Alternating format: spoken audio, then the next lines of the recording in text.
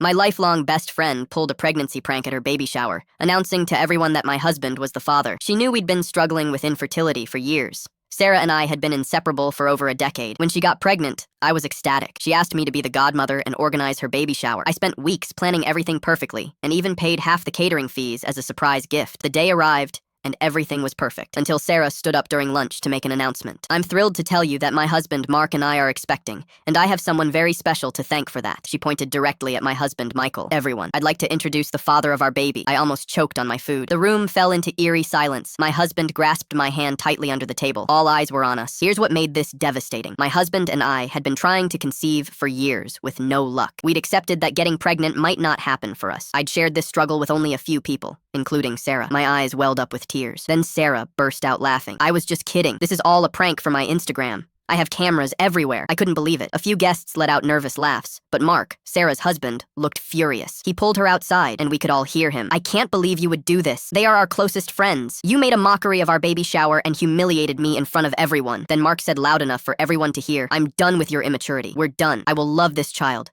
but I can't be with you for 1 second longer. Sarah burst into tears. Mark left. My husband had already left for the car, so I followed without saying goodbye. The next morning, Sarah texted saying she played the prank due to pregnancy stress and wanted to create a viral reel. She didn't understand why we were upset and asked me to drive her to her gynecologist appointment. I told her what she did was disrespectful and I needed space. Sarah called me a shitty friend for leaving her during such a vulnerable time. When I said I wouldn't speak to her until she apologized, she said she'd done nothing wrong and suggested I was jealous of her pregnancy. Days later, she sent a message to my husband saying he isn't much of a man because he can't get me pregnant. That crossed the line. I had been in charge of the baby shower, which meant I controlled the baby registry. I'd planned to gift her several expensive items from that list. After her message to my husband, I canceled my order immediately and deleted the entire baby registry. I also told the caterer I wouldn't be paying the remaining amount. Since Sarah had booked under her name, the caterer sent the final bill to Sarah instead. Sarah sent me an email saying she was glad I could never get pregnant, that she'd only used me all these years to make her life easier, and that my husband only married me for my money. She used every profanity imaginable. My husband invited Mark for dinner. When Mark arrived, we showed him the email. He showed us similar texts from Sarah, including accusations that he was cheating. His lawyer had told him to keep screenshots of everything.